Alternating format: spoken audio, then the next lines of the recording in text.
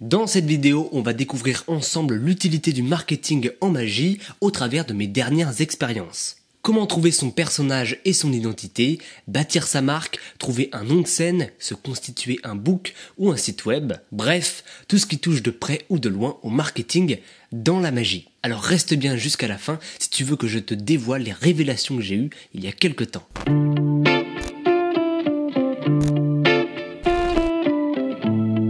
Bienvenue dans Objectif Magicien, mon tout premier podcast. Le but, c'est de vous transmettre mes réflexions, mes idées et mes doutes en tant que magicien au travers d'un format plus long et plus authentique. Dans ce premier épisode, on va parler d'un sujet qui me préoccupe beaucoup en ce moment. Vous l'aurez deviné, le marketing et son importance dans le monde du spectacle. Sachez en tout cas que tout ce que je vais dire est amené à évoluer, donc je vais éviter d'affirmer quoi que ce soit, ou en tout cas, je vous invite à ne pas prendre au mot tout ce que je vais dire. Donc voilà, c'est un format où j'arrive avec mes problèmes, je les pose, je vous explique selon moi les petites solutions auxquelles j'ai pensé, et puis on voit ça ensemble. Voilà, mais c'est vraiment absolument pas pour affirmer quoi que ce soit que j'ai créé ce podcast. L'intérêt, c'est d'avancer à tâtons et d'essayer de trouver des solutions ensemble. Donc n'hésitez pas à réagir en commentaire, à me conseiller ou simplement à me dire ce que vous en pensez de ce nouveau format.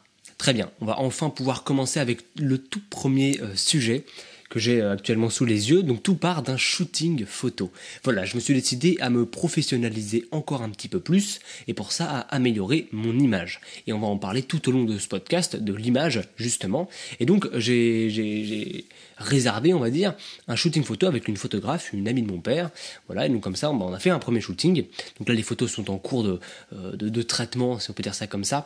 Mais tout part de là, en fait, au premier abord. Comme je vous disais, l'idée, c'était d'avoir une meilleure image de marque. Qu'est-ce que je renvoie ? Si on tombe sur moi, est-ce qu'on tombe sur une vieille photo miteuse que j'ai prise avec mon iPhone, ou est-ce qu'on tombe sur une super belle photo qui me met vraiment en valeur et qui permet aux gens de voir « Ah ok, c'est lui, ah machin », et surtout ça permet d'avoir un rendu beaucoup plus pro. Voilà, entre une photo de profil, je répète, prise avec un vieux filtre, retouchée avec le peu de connaissances que j'ai, ou quelque chose de beaucoup plus professionnel, ça aura pas tout de suite la même image, quoi. Je vais pas renvoyer la même chose aux gens. Et c'est hyper important en fait ce qu'on renvoie aux gens, en tout cas sur les réseaux, ou si on a l'intention de se vendre professionnellement parlant, quoi.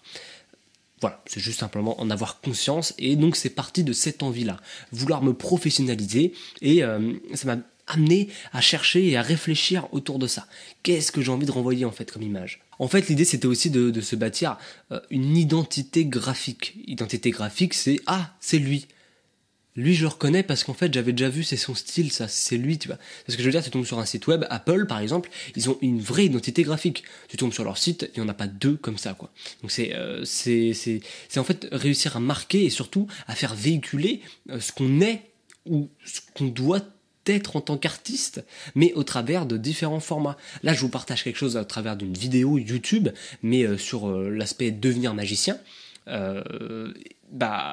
voilà, je vous transmets quelque chose, mais j'aurais pu tout à fait avoir un autre format, un autre style. Là, j'aurais pu être déguisé en clown, faire ça en marchant dans la rue, pourquoi pas un podcast complètement ouf. Ouais, salut les amis.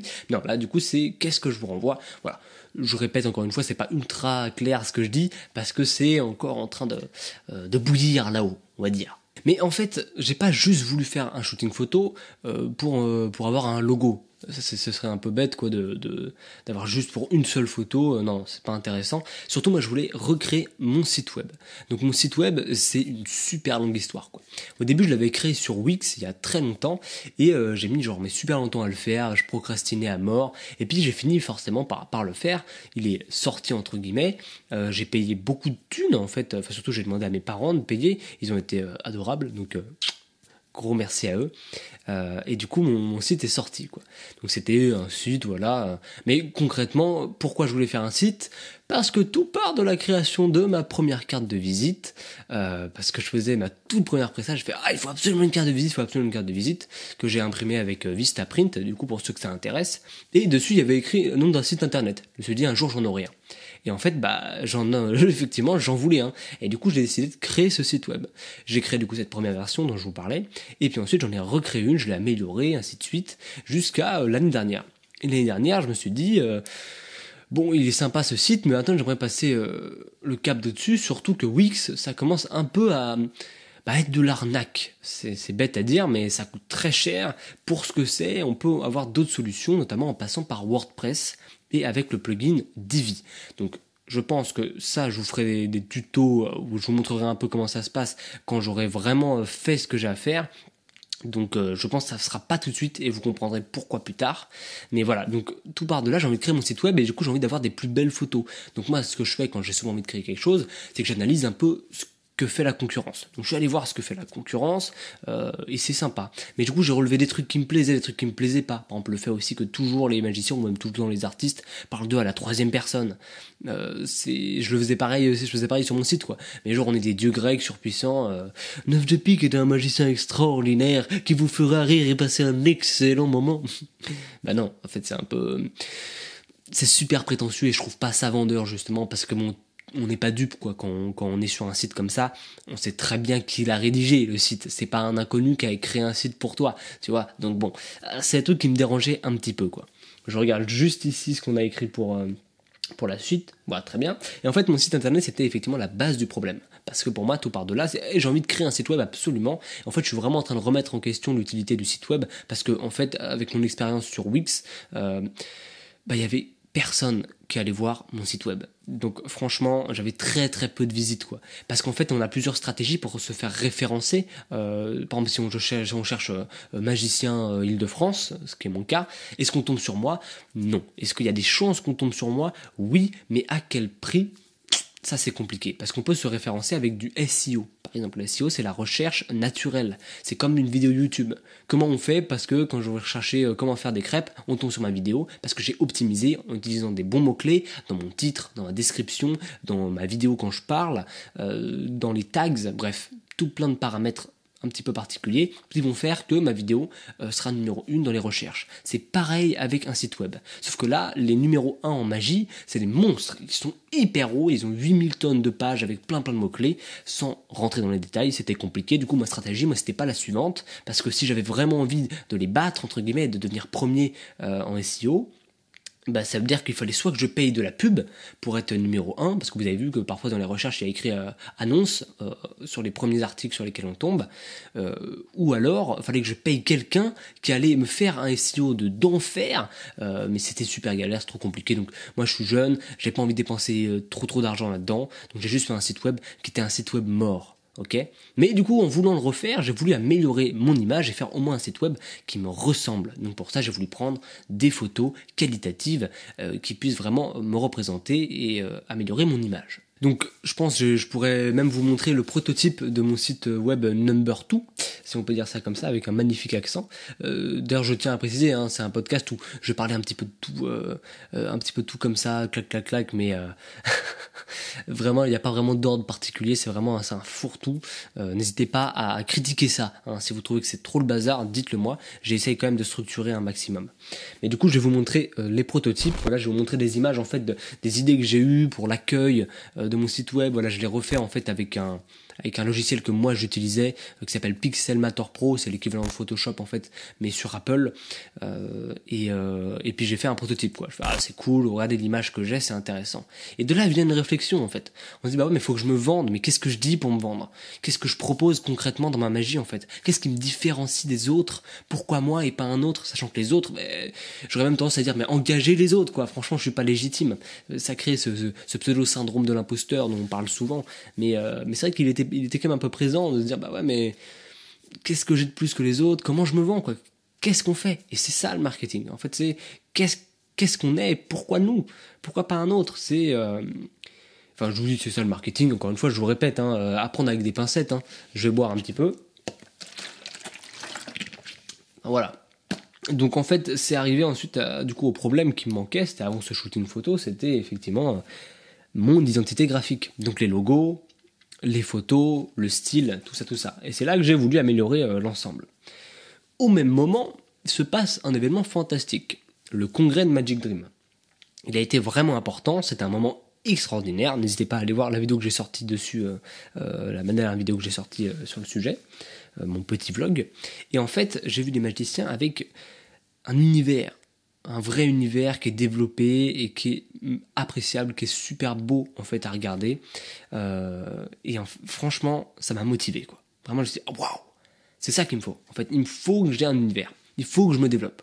Ok, il faut que je crée moi aussi une magie plus intéressante. Et ça, en fait, c'est tout le travail artistique à faire. Mais ce travail artistique, j'ai compris seulement après qu'il l'amènerait à un aboutissement marketing. Disons ça comme ça. Donc, je me retrouve avec des magiciens extraordinaires comme Mario Lopez, par exemple, je vais le prendre en exemple parce qu'il m'a beaucoup marqué. On s'amuse beaucoup, il a tout son univers, il a sa création, ou Tobias Dostal qui a créé aussi des tours, mais des tours nouveaux en fait, des jeux avec la matière, avec la lumière, avec les ombres, plein de choses comme ça, mais super créatives, originales. Et c'est super appréciable. Et ça fait vraiment se remettre en question. C'est bah ouais, ok, voilà moi ce que je propose. Comment je peux proposer aussi quelque chose d'aussi bien que ce qu'il fait? Ça, c'est quasiment impossible, hein, faut trouver son style et tout. Mais en fait, à partir de là, je me dis, bah ouais, en fait, il me faut un personnage. Hein. J'ai envie de construire quelque chose, quoi. J'ai envie de... Moi aussi, voilà, c'est ce sentiment-là de, ouais, moi aussi, putain, j'ai envie de faire ça. Si j'arrive à avoir son niveau, c'est exceptionnel. Et c'est ce que je recherche. Donc, je m'en trouve quand même avec... Ouais, je me cherche un peu au niveau marketing parce que je suis en train de créer mon site web, mais j'ai pris des photos de moi, donc j'ai aussi une image de marque qui commence à se créer, mais relativement neutre, parce que j'en ai parlé avec la photographe, et elle m'avait dit, bah justement, si t'as pas encore ton univers, on va pas forcément faire des photos créatives, parce que quoi, créatif sur quoi? Si j'ai pas d'univers, je peux pas être créatif. Si à la limite j'ai un univers, voilà, c'est très féerique ce que je fais, je suis un sorcier, bon bah voilà, on va prendre des photos dans ce thème-là. Ben là, non, pas vraiment. J'avais pas grand chose pour me définir. Et ça m'a un peu pénalisé. Je me dis, ah, c'est chiant, quoi. Mais c'est pas grave en même temps, parce que je rappelle, j'ai 15 ans, et je me dis, autant prendre de l'avance tout de suite et maintenant. Donc si vous êtes jeune, mais n'hésitez pas, et vous allez comprendre par la suite. Je vous invite à rester, parce que il y a beaucoup d'informations, mais je pense que ça mérite d'être écouté, ou en tout cas, si vous avez des retours, moi ça me ferait très très plaisir. Voilà. Donc je reprends, je suis toujours sur cette création de marketing, et je me retrouve en plus au congrès. Et au congrès, je prends une claque artistique. Ok, ah waouh, j'ai pas le niveau en fait. Même si bon, c'est des réflexions que je me fais, mais voilà, on s'entend bien. Je suis jeune, ils ont plus d'expérience, c'est autre chose. Donc, qu'est-ce qui se passe par la suite?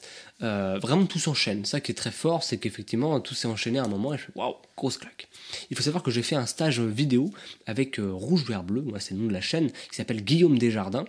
Et c'était un stage en formation accélérée, et dedans il y avait un élève qui s'appelle Arthur, qui a une boîte qui s'appelle Studio Coquillette, et il travaille beaucoup sur l'image de marque justement, et il a fait des formations, enfin il a fait une école, je pense, je suis pas sûr de ce que j'avance, hein, de direction artistique. Bingo, c'est exactement ce qu'il me fallait.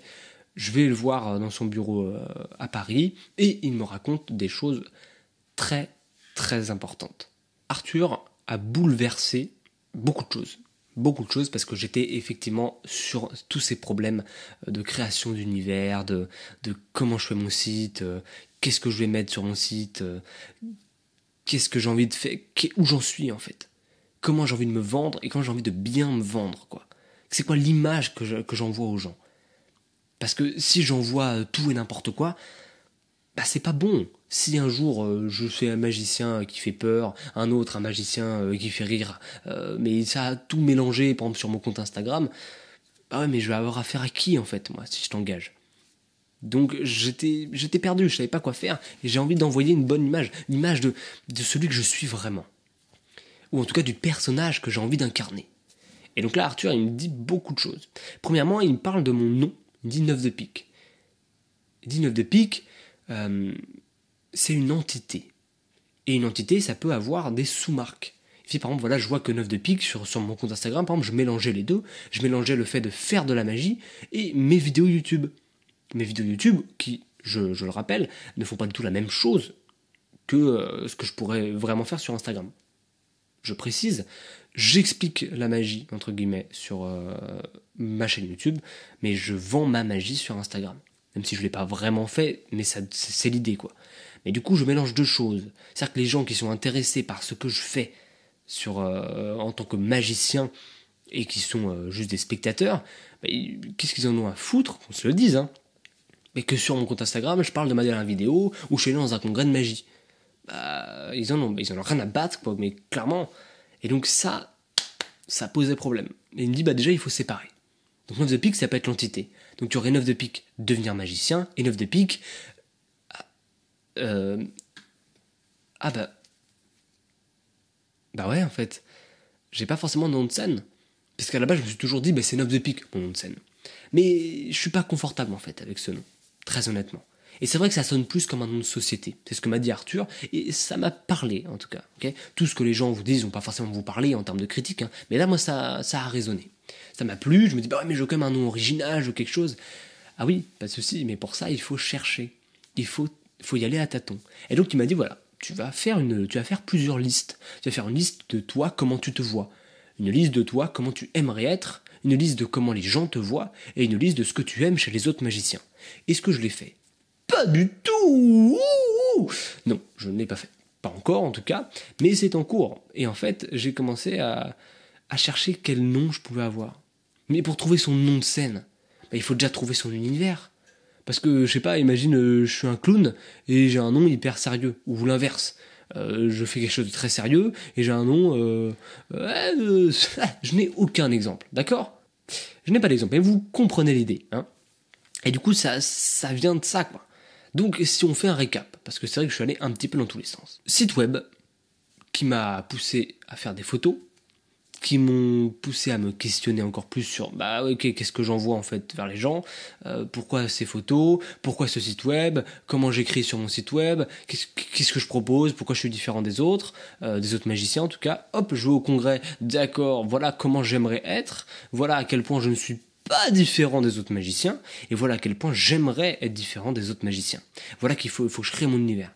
Bim, clac, j'arrive chez Arthur, qui me dit, très bien, mais il faut vraiment développer ton univers, avant même de penser à trouver ton nom de scène, avant même de penser à créer ton site web, avant même de penser à créer ton identité graphique. Waouh.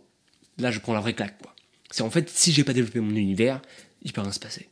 Donc en fait, il faut que je bosse, il faut que je teste. Donc j'ai relu un passage du livre de Daddy Stone qui nous dit comment trouver son personnage en fait en close-up. Alors lui, Daddy Stone, il nous dit que selon lui, ce qui lui correspond le mieux, c'est la sobriété. Mais il dit qu'il a essayé plein de choses. Il a essayé, voilà, le fou, le mec très sérieux, le mec qui se la pète, bref, plein de personnages différents. Et en fait, il nous invite à faire pareil. Parce que si on teste pas plein de personnages différents, mais comment on peut trouver le nôtre ? Comment on peut trouver ce qui nous correspond? Ça veut pas dire que c'est définitif, hein, mais ça veut dire que, voilà.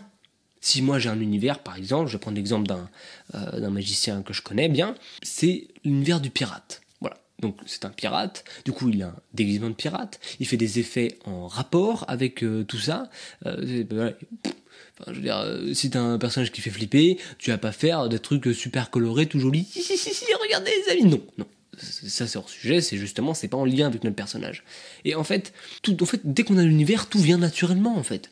C'est-à-dire que si t'as un univers, tu vas pas créer un site web comme je disais. Si t'as un truc qui fait peur, tu fais des trucs d'Halloween, j'en sais rien, tu vas pas faire un site web coloré avec des super polices toutes joyeuses. Non, c'est pas intéressant de faire ça. Donc en fait, il faut que tout aille dans un sens dès qu'on a notre univers. Donc en fait, c'est bête à dire, mais voilà ma pseudo-conclusion après toutes les épreuves que j'ai commencé à vivre. Je cherchais le mot. Mais en fait, c'est ça, il faut que je trouve mon univers, il faut que je le développe. Alors pour ça, comment on fait? On cherche. On cherche des idées, on fait, comme je disais, on rédige des listes, on essaie de trouver un slogan également, c'est ce qu'il m'a dit, essayer de répondre à toutes ces questions. Enfin bref, en tous les cas, tout ça m'a apporté quelque chose, il faut que je trouve mon univers. Comment je le trouve effectivement? Donc en faisant des listes, en trouvant des slogans, des machins, des trucs, et surtout en testant auprès du public.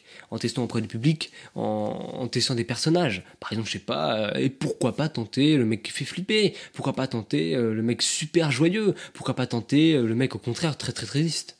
Ou je sais pas, il y a des choses à travailler. Et dès qu'on trouve un bon filon, un truc qui nous plaît, là faut bosser. Faut même de préférence travailler avec un metteur en scène, qui va vraiment nous permettre de bien construire un personnage.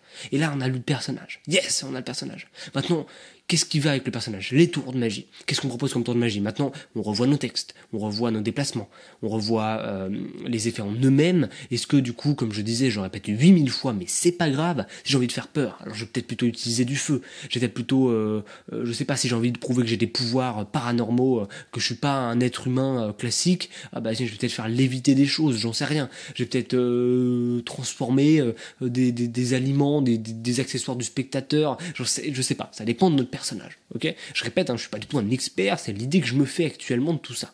Voilà, j'ai mon costume, je sais pas, on développe plein de trucs, et ensuite on sait ce qu'on veut faire véhiculer. Voilà, donc je sais que mon personnage a envie de faire véhiculer la peur. Bon, moi maintenant, je sais comment créer mon site web, parce que je sais l'univers que j'ai, je sais comment rédiger ce que je fais, je sais comment vendre ce que je propose, plein de choses comme ça en fait. Et c'est ce qu'il faut trouver. Donc c'était ça, je voulais vous partager cette grosse partie, parce que dès que c'est fait, dès qu'on trouve notre personnage, on peut développer tout le reste. Donc l'identité graphique et après ensuite le site web et les réseaux sociaux. On peut, voilà, si on a envie de faire peur, on va pas faire par exemple des reels ou des trucs un peu en format TikTok, format vertical. Bon, on va pas faire ça de la même manière que si on a envie de faire rire.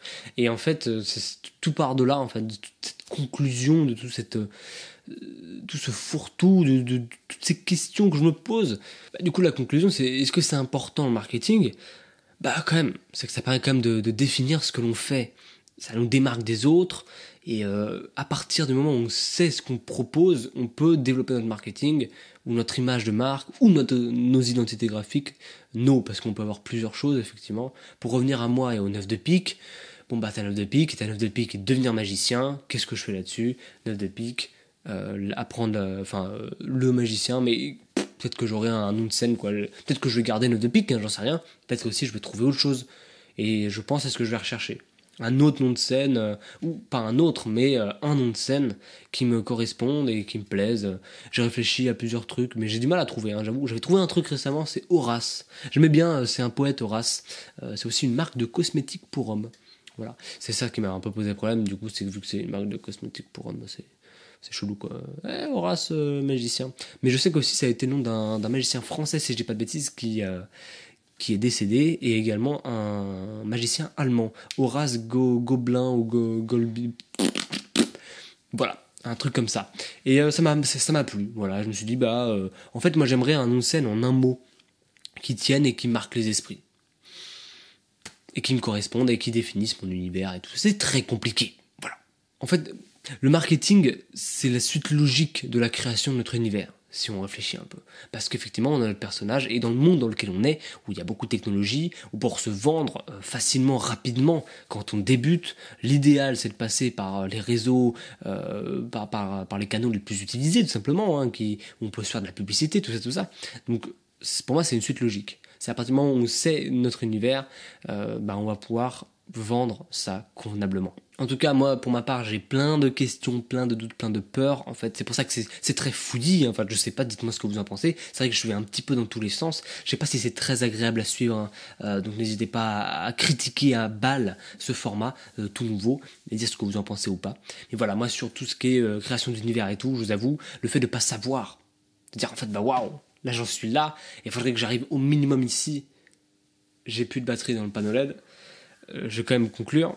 Ouais, donc je disais, voilà, j'ai plein de doutes, plein de questions, je sais pas en fait où ça va me mener, quoi, parce que je sais que j'ai encore beaucoup à faire. J'ai un gros chemin qui m'attend, mais voilà, au passage, Arthur m'a dit qu'il faudrait faut à peu près 6 mois, 1 an avant de trouver son univers, et avant de commencer. C'est ça le gros travail. Un travail où personne peut concrètement t'aider. Enfin, je pense que si, je pense qu'il y a forcément des gens où on peut s'aider, mais ça part quand même de soi avant tout. C'est qui on est, quel personnage on veut créer, où on veut aller tout simplement. Et je pense que tout part déjà de ça, quoi. Et c'est un peu compliqué, effectivement, on va pas se mentir. Donc je pense qu'en tous les cas, moi j'essaierai de faire d'autres vidéos sur le sujet, sur la chaîne YouTube, pas forcément en format podcast, mais voilà, si je sais pas, je développe mon univers, je sais pas ce que je peux faire, voilà, je vous filme, si je crée mon site web, hop, je vous montre un peu les coulisses, ce que je propose, voilà, on fait tout ça ensemble, et on voit vraiment concrètement ce que ça donne. Et ça sera déjà vachement mieux, je pense, qu'un format où je parle juste, quoi, mais ça sera peut-être plus concret. Voilà. En tout cas, dites-moi ce que vous avez pensé de ce nouveau format. Est-ce qu'un épisode 2, ça vous intéresserait et si oui, sur quel sujet? Voilà. Sachant que je tiens à préciser, c'est plus authentique parce que c'est peut-être moins structuré que mes vidéos, par exemple. On va parler de plus de choses. J'espère par exemple aussi pouvoir inviter des gens sur ce format.